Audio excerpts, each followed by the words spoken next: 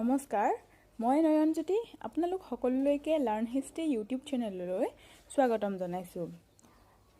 Learn history হৈছে এনেকুৱা এটা চেনেল য'ত ইতিহাসৰ বিভিন্ন গুৰুত্বপূৰ্ণ বিষয়সমূহৰ বিষয়ে আলোচনা কৰা হ'ব।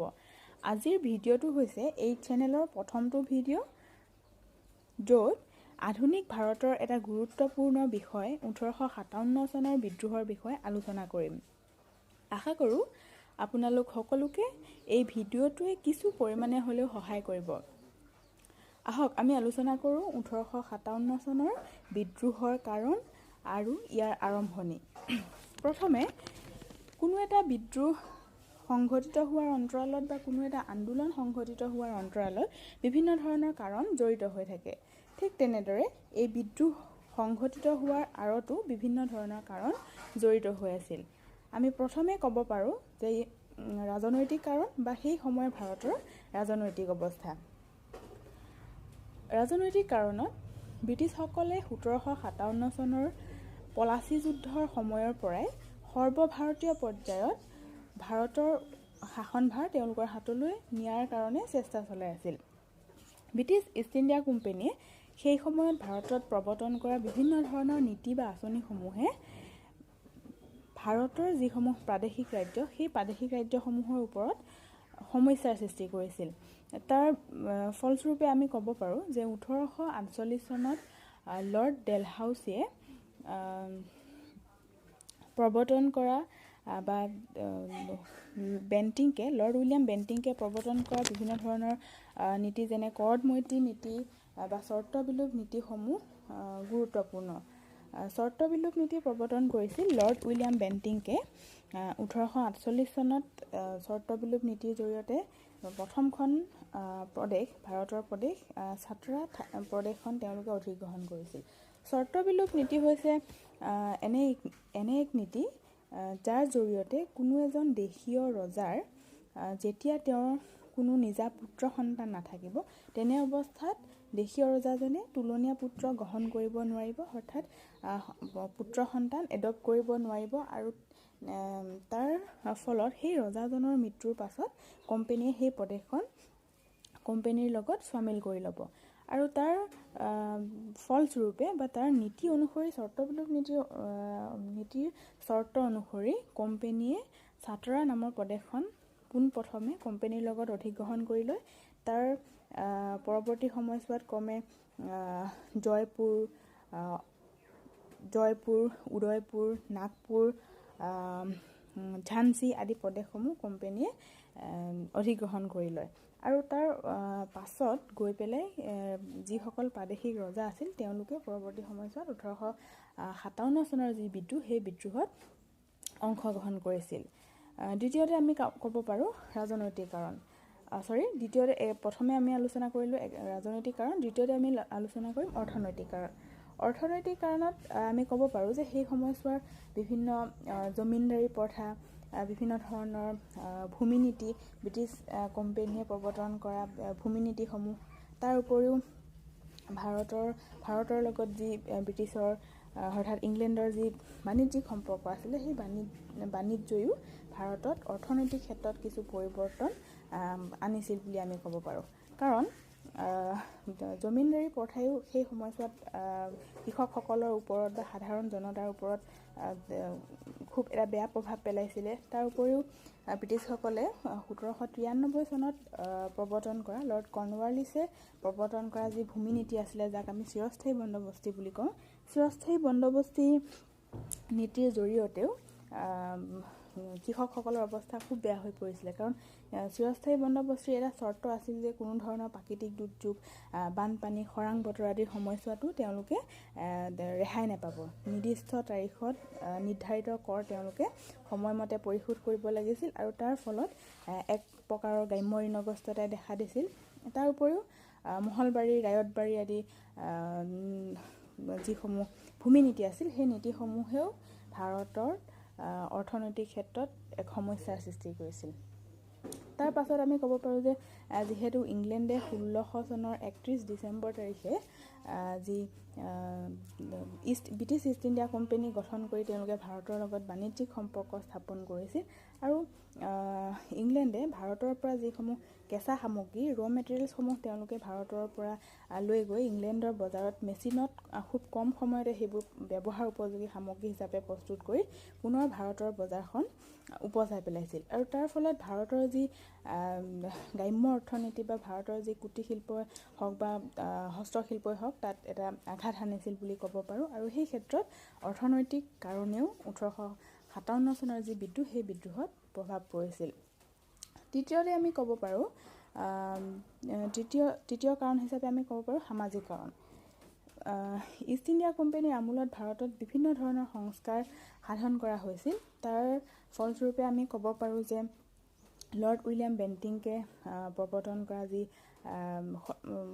সতীদাহ প্ৰথাৰ ওপৰত যি বাধা আৰোপ কৰিছিল সেই বাধা আৰোপেও সমাজৰ হিন্দু ধৰ্মীয় সমাজৰ কিছু মুষ্টিমেয় লোকক অসন্তুষ্টি কৰি তুলিছিল। কাৰণ সতীদাহ প্ৰথা আছিল এনে এক প্ৰথা য'ত হিন্দু ধৰ্মীয় সমাজত চলিত এটা প্ৰথা আৰু সেই সতীদাহ প্ৰথা এনেকুৱা ধৰণৰ প্ৰথা আছিল য'ত এজন পুৰুষৰ মৃত্যুৰ লগে লগে সেই পুৰুষজনৰ মৃত্যুৰ চিতাত মহিলাগৰাকী অৰ্থাৎ তেওঁৰ ঘৈণীয়েকে চিতাত জোৰ কৰি হ'লেও বা তেওঁ অমান্তি স্বত্তেও সেই জুইত তেওঁ আত্মবলিদান দিব লগা হৈছিল। অৰ্থাৎ কোনো মহিলাই যদি তেওঁ অমান্তি হৈছিল তেনে কাৰ্য কৰিবলৈ তেনে ক্ষেত্ৰত সেই মহিলাগৰাকীক ধৰি বান্ধি হ'লেও সেই জুইত আত্মবলিদান দিয়াৰ স্বাৰ্থত বা তেওঁক দলিয়াই দিয়া হৈছিল। তেনেধৰণৰ এক যি হিন্দু ধৰ্মৰ সমাজত প্ৰচলিত যি সামাজিক কুপ্ৰথা সেই কুপ্ৰথা লৰ্ড উইলিয়াম বেণ্টিংকে বাধা আৰোপ কৰিছিল। আৰু তাৰ উপৰি আমি ক'ব পাৰোঁ বিধৱা বিবাহৰ প্ৰচলন। তাৰ পাছত আমি ক'ব পাৰোঁ শিশু যি বাল্য বিবাহেও কিছু পৰিমাণে সমাজত এক প্ৰতিক্ৰিয়াৰ সৃষ্টি কৰিছিল।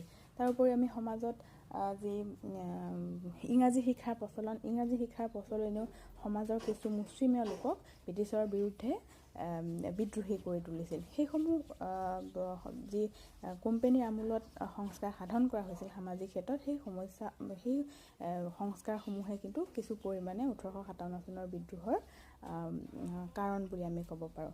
আমি চতুৰ্থতে ক'ব পাৰোঁ ধৰ্মীয় কাৰণ। ধৰ্মীয় ক্ষেত্ৰত ধৰ্মীয় বিভিন্ন ধৰণৰ আৱেগ অনুভূতি তাত জড়িত হৈ আছিল। কাৰণ কোম্পানীয়ে প্ৰৱৰ্তন কৰা বিভিন্ন ধৰণৰ নীতি, যেনেকৈ আমি এখন নীতিৰ কথা ক'ব পাৰোঁ ৰিলিজিয়াছ ইনলিষ্টমেণ্ট এক্ট বুলি, আৰু সেই এক্টখনৰ জৰিয়তে যোনসকল ভাৰতীয় নেতাই কোম্পানীৰ অধীনত সেনাবাহিনীত কাম কৰিছিল সেই লোকসকলে তেওঁলোকৰ নিজৰ ধৰ্মৰ যি ৰীতি নীতি আছিল সেই ৰীতি নীতিসমূহ তেওঁলোকক মানি চলিবৰ কাৰণে তেওঁলোকক বাধা আৰোপ কৰিছিল। অৰ্থাৎ আমি ক'ব পাৰোঁ যে সেই ক্ষেত্ৰত হিন্দু ধৰ্মত কি কৰা হয় যে চন্দন তিলক লগোৱা বা ইছলাম ধৰ্মৰ সমাজত যেনেকৈ দাড়ি মুচ ৰখাৰ পৰা তেওঁলোকক দূৰত ৰখা হৈছিল। তাৰ পাছত আমি শিখ বা পাঞ্জাবীসকলৰ কথা ক'ব পাৰোঁ যে তেওঁলোকে পাগুৰি মৰা বা টুপি পিন্ধাৰ যি ধৰ্মীয় ৰীতি সেই ধৰ্মীয় ৰীতিসমূহ তেওঁলোকক পালন কৰিবলৈ বাধা আৰোপ কৰা হৈছিল। আৰু সেই ক্ষেত্ৰত সেই যিসকল চিপাহী আছিল সেই চিপাহীসকলে ব্ৰিটিছৰ বিৰুদ্ধে আচৰণ কৰিছিল। আৰু তাৰ উপৰি আমি ক'ব পাৰোঁ যে যিখন 1813 চনত প্ৰৱৰ্তন কৰা যি চাৰ্টাৰ এক্ট আছিল সেই চাৰ্টাৰ এক্টখনৰ জৰিয়তেও খ্ৰীষ্টিয়ান মিছনাৰীসকলৰ প্ৰভাৱ ভাৰতত পৰিছিল। অৰ্থাৎ খ্ৰীষ্টিয়ান মিছনাৰীসকলে ভাৰতত তেওঁলোকে মুকলিভাৱে তেওঁলোকৰ ধৰ্ম অৰ্থাৎ খ্ৰীষ্টিয়ান ধৰ্ম প্ৰচাৰ কৰাত ব্ৰিটিছসকলে সহযোগিতা কৰিছিল। আৰু সেই ক্ষেত্ৰত হিন্দু ধৰ্মীয় সমাজত অৰ্থাৎ ভাৰতত খ্ৰীষ্টিয়ানসকলৰ প্ৰভাৱেও ভাৰতীয়সকলৰ আৱেগ অনুভূতিক ব্ৰিটিছৰ বিৰুদ্ধে আচৰণ কৰি তুলিছিল। আৰু সেইটো এটা আছিল এটা গুৰুত্বপূৰ্ণ কাৰণ। আমি পঞ্চমতে ক'ব পাৰোঁ যে তাৎক্ষণিক কাৰণ। তাৎক্ষণিক কাৰণত আমি ক'ব পাৰোঁ যে তাৎক্ষণিক কাৰণ সেই সময়ছোৱাত 1856 চনৰ ডিচেম্বৰ মাহত ব্ৰিটিছে কোম্পানীয়ে এখন আইন জাৰি কৰিছিল। অৰ্থাৎ সামৰিক ক্ষেত্ৰত তেওঁলোকে এটা সংস্কাৰ আনিছিল যে এনফিল্ড ৰাইফলৰ প্ৰৱৰ্তন। অৰ্থাৎ এনফিল্ড ৰাইফলৰ ব্যৱহাৰ আছিল 1857 চনৰ চিপাহী বিদ্ৰোহৰ তাৎক্ষণিক কাৰণ। ব্ৰিটিছসকলে পশ্চিম বেংগলৰ এখন ঠাই আছিল দমদম বুলি, সেই দমদম নামৰ ঠাইখনত তেওঁলোকে পোনপ্ৰথমে যি এনফিল্ড ৰাইফল, সেই এনফিল্ড ৰাইফলৰ ব্যৱহাৰ কৰিবৰ কাৰণে তেওঁলোকে আদেশ দিছিল। আৰু তাৰ পাছত সেই একে বছৰে 1857 চনৰ ফেব্ৰুৱাৰী মাহত বাহৰামপুৰ আছিল পশ্চিম বেংগলৰ এখন ঠাই, আৰু তাতো কি কৰা হৈছিল, সেই যিসকল চিপাহী আছিল সেই চিপাহীসকলে ব্ৰিটিছৰ বিৰুদ্ধাচৰণ কৰিবলৈ ধৰিছিল। আৰু 29 মাৰ্চ 1857 চনৰ 29 মাৰ্চত বেৰহপুৰৰ চাবনিত এজন সামৰিক বাহিনীৰ নেতা আছিল, এজন চিপাহী আছিল মংগল পাণ্ডে। আপোনালোকে সকলোৱে মংগল পাণ্ডেৰ নাম শুনিছে হয়তো। মংগল পাণ্ডে কি কৰিলে, তেওঁৰ ব্ৰিটিছসকলৰ বিৰুদ্ধাচৰণ কৰি ব্ৰিটিছৰ দুজন অফিচাৰক গুলীয়াই হত্যা কৰিলে। তেওঁলোক আছিল এজন লেফটেনেণ্ট বাৰ্গ আৰু আনজন আছিল চাৰ্জেণ্ট মাৰ্শ্বেল। আৰু তেওঁলোক দুজনক মংগল পাণ্ডে গুলীয়াই হত্যা কৰাৰ অপৰাধত এপ্ৰিল মাহৰ 8 তাৰিখে তেওঁক ফাঁচি দিয়া হ'ল। আৰু সেইটো আছিল বিদ্ৰোহৰ প্ৰথম পৰ্যায়। আৰু আমি এতিয়া আলোচনা কৰিম যে বিদ্ৰোহটোৱে ক'ত বিস্তাৰিতভাৱে বা কোন প্ৰদেশত বিদ্ৰোহৰ আৰম্ভণি হ'ল। আমি গম পালোঁ যে তাৎক্ষণিক কাৰণত এনফিল্ড ৰাইফলৰ প্ৰৱৰ্তন বা পশ্চিম বেংগলৰ যি 3খন ঠাইত কোম্পেনীয়ে প্ৰথমে যি এনফিল্ড ৰাইফলৰ ব্যৱহাৰৰ বাবে আদেশ দিছিল, আৰু তাৰ ফলস্বৰূপে যিসকল চিপাহী আছিল সেই চিপাহীসকলে ব্ৰিটিছৰ বিৰুদ্ধাচৰণ কৰিবলৈ হৈছিলে। কাৰণ এনফিল্ড ৰাইফলৰ যি কাৰ্টিজ আছিল, সেই এনফিল্ড ৰাইফলৰ কাৰ্টিজটো গৰু আৰু গাহৰিৰ চৰ্বিৰে নিৰ্মাণ কৰা হৈছিল বুলি কোৱা হয়। আৰু যিহেতু গৰু আৰু গাহৰি হিন্দু আৰু মুছলমানসকলৰ অভক্ষ, আৰু সেই ক্ষেত্ৰত হিন্দুসকলেই হওক বা ইছলাম ধৰ্মীয় লোকসকলেই হওক, তেওঁলোকে সেই এনফিল্ড ৰাইফলৰ কাৰ্টিজটো ব্যৱহাৰ কৰিবলৈ অমান্তি হৈছিল। আৰু তাৰ লগে লগে যিহেতু 29 মাৰ্চত বেৰহপুৰত মংগল পাণ্ডে সেইটো ঘটনাটো হৈ গ'ল যে মংগল পাণ্ডে দুজন অফিচাৰক গুলীয়াই হত্যা কৰিলে, আৰু সমগ্ৰ ভাৰতীয় যিসকল চিপাহী তেওঁলোকে ব্ৰিটিছৰ বা কোম্পানীৰ বিৰুদ্ধাচৰণ কৰিবলৈ ধৰিলে। আৰু তাৰ লগে লগে বিদ্ৰোহৰ আৰম্ভণি বিস্তাৰিত ৰূপত উত্তৰ প্ৰদেশৰ এখন ঠাই মিৰাটত 10 মে' তাৰিখে 1857 চনৰ 10 মে' তাৰিখে বিদ্ৰোহটোৱে বিস্তাৰিতভাৱে আৰম্ভণি হ'ল বুলি কোৱা হয়। আৰু তাৰ লগে লগে সেই সময়ছোৱাত তেতিয়ালৈকে 1857 চনৰ সময়ছোৱালৈকে যি ভাৰতৰ এটা গুৰুত্বপূৰ্ণ সাম্ৰাজ্য, মোগল সাম্ৰাজ্য, ইছলাম ধৰ্মীয় সাম্ৰাজ্য আছিল বা মুছলমান সাম্ৰাজ্য, মোগল সাম্ৰাজ্য। সেই মোগল সাম্ৰাজ্যৰ যি ভেটি, সেই ভেটি ধিমিক ধামাকৈ তেতিয়ালৈকে জ্বলি আছিল। আৰু সেই সময়ছোৱাৰ শেষৰজন মোগল সাম্ৰাজ্যৰ সম্ৰাট আছিল বাহাদুৰ শ্বাহ দ্বিতীয়।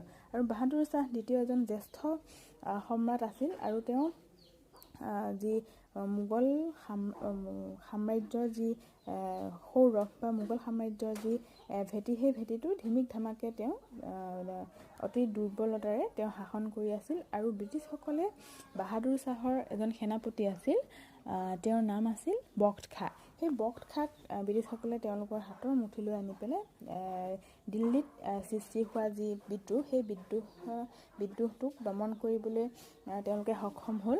আৰু তাৰ লগে লগে দিল্লীৰ পৰা তেওঁলোকে পুনাৰ অভিমুখে বা পুনা তেওঁলোকে অধিকাৰ কৰিলে। কিন্তু আমি ৰাজনৈতিক কাৰণত আলোচনা কৰিছিলোঁ যে যি চৰ্ত বিলোপ নীতি বা যি কৰদ মৈত্ৰী নীতি আছিল, চৰ্ত বিলোপ নীতি বা কৰদ মৈত্ৰী নীতিৰ জৰিয়তে কোম্পানীয়ে ভাৰতৰ বিভিন্ন প্ৰাদেশিক ৰাজ্যসমূহ তেওঁলোকে অধিগ্ৰহণ কৰিছিল। যেনেকৈ আমি চাতৰা, নাগপুৰ, তাৰপিছত আমি জয়পুৰ, উদয়পুৰ, ঝান্সী আদি প্ৰদেশসমূহৰ কথা ক'ব পাৰোঁ। আৰু 1856 চনত লৰ্ড ডেলহাউছিয়ে কৰদ মৈত্ৰী নীতিৰ অনুসৰি অৱধ নামৰ যোনখন প্ৰদেশ আছিল, সেই প্ৰদেশখনো অধিকাৰ কৰিছিল। কাৰণ অৱধৰ যোনজন শাসক আছিল, সেই সময়ছোৱাৰ ৱাজিৰ আলী। আৰু ৱাজিৰ আলীৰ ওপৰত কুশাসনৰ আৰোপ জাৰি কৰি অৱধখন কোম্পানীয়ে অধিকাৰ কৰিলে। আৰু সেই যি চৰ্ত বিলোপ নীতি বা কৰদ মৈত্ৰী নীতিৰ জৰিয়তে কোম্পানীয়ে অধিগ্ৰহণ কৰা যিসমূহ সেই প্ৰদেশসমূহৰ শাসকসকলে পৰৱৰ্তী সময়ছোৱাত বিদ্ৰোহত অংশগ্ৰহণ কৰিছিলে। অৰ্থাৎ আমি ক'ব পাৰোঁ যে নাগপুৰৰ পৰা নানা চাহেব, তান্তিয়া টুপে, কানপুৰৰ পৰাও বিদ্ৰোহত অংশগ্ৰহণ কৰিছিলে। ঝান্সীৰ পৰা ৰাণী লক্ষ্মীবাই অংশগ্ৰহণ কৰিছিলে। তাৰ পাছত বিহাৰৰ পৰা কৰিছিলে। বিহাৰৰ পৰা কোঁৱৰ সিং, অমৰ সিং দুজন ভাই ককাই আছিলে। কোঁৱৰ সিং আছিল এজন জমিনদাৰ। আৰু তাৰ উপৰিও গোৱালিয়ৰৰ পৰাও বিদ্ৰোহত অংশগ্ৰহণ কৰিছিলে। ৰাজস্থানৰ কোটা অঞ্চলৰ পৰাও কৰিছিলে। বিহাৰৰ পাটনাৰ পৰাও পীৰ মহম্মদ আলী বুলি এজন লোকে বিদ্ৰোহত অংশগ্ৰহণ কৰিছিলে। কিন্তু সেই সকলোবোৰ লোকে বা যোনসকল লোকে বিদ্ৰোহত অংশগ্ৰহণ কৰিছিলে তেওঁলোকৰ কিন্তু প্ৰত্যেকৰে নিজা নিজা একোটা স্বাৰ্থ জড়িত হৈ আছিলে। অৰ্থাৎ আমি যদি পৰৱৰ্তী সময়ছোৱাত ভাৰতৰ স্বাধীনতা আন্দোলনসমূহলৈ লক্ষ্য কৰোঁ বা অসহযোগ আন্দোলনেই হওক বা আইন অমান্য আন্দোলনেই হওক বা ভাৰতীয় আন্দোলনেই হওক, সেই আন্দোলনসমূহলৈ আমি লক্ষ্য কৰিলে দেখিম যে তাত এটা নিৰ্দিষ্ট লক্ষ্য আছিল। অৰ্থাৎ বিদেশীসকলক ভাৰতৰ পৰা খেদি পঠিয়াই ভাৰতীয়ৰ দ্বাৰা এখন চৰকাৰ গঠন কৰা, ভাৰতত ভাৰতীয়সকলে মুক্ত মনে তেওঁলোকে বিচৰণ কৰা। আৰু ইয়াত বা 1857 চনৰ যি বিদ্ৰোহ, সেই বিদ্ৰোহত কিন্তু কোনো এটা নিৰ্দিষ্ট কাৰণ নাছিল। যিসকল লোকে বিদ্ৰোহত অংশগ্ৰহণ কৰিছিল তেওঁলোকৰ প্ৰত্যেকৰে কিন্তু একোটা নিজা স্বাৰ্থ বা উদ্দেশ্য আগত লৈ পেলাইহে তেওঁলোকে বিদ্ৰোহত অংশগ্ৰহণ কৰিছিল। আৰু তাৰ ফলত আমি দেখিবলৈ পাওঁ যে 1857 চনৰ বিদ্ৰোহটো ব্ৰিটিছৰ চিপাহীয়ে খুব কম সময়ৰ ভিতৰতে বিদ্ৰোহটো দমন কৰিবলৈ বা হেঁচা প্ৰয়োগ কৰি বিদ্ৰোহটো দমন কৰিবলৈ সক্ষম হ'ল। আৰু তাৰ ফলত আমি পৰৱৰ্তী ভিডিঅ'ত আমি আলোচনা কৰিম যে 1857 চনৰ বিদ্ৰোহৰ পৰিণতি কি হ'ল বা তাৰ স্বৰূপ কি আছিলে, বা বিদ্ৰোহটো কিহৰ কাৰণে সফল নহ'ল বা কিহৰ কাৰণে বিফল হ'ব লগা হ'ল, আমি পৰৱৰ্তী ভিডিঅ'ত আমি আলোচনা কৰিম। আৰু তাৰ লগে লগে আমি 1857 চনৰ বিদ্ৰোহৰ পৰা আহিব পৰা বিভিন্ন ধৰণৰ কুৱেশ্যন বা প্ৰশ্ন উত্তৰসমূহৰ বিষয়ে আমি আলোচনা কৰিম। আজিলৈ ইমানখিনিতে। যদি আপোনালোকৰ মোৰ ভিডিঅ'টো ভাল লাগিছে তেন্তে লাইক কৰিব, কমেণ্ট কৰিব আৰু ছাবস্ক্ৰাইব কৰিব। নমস্কাৰ।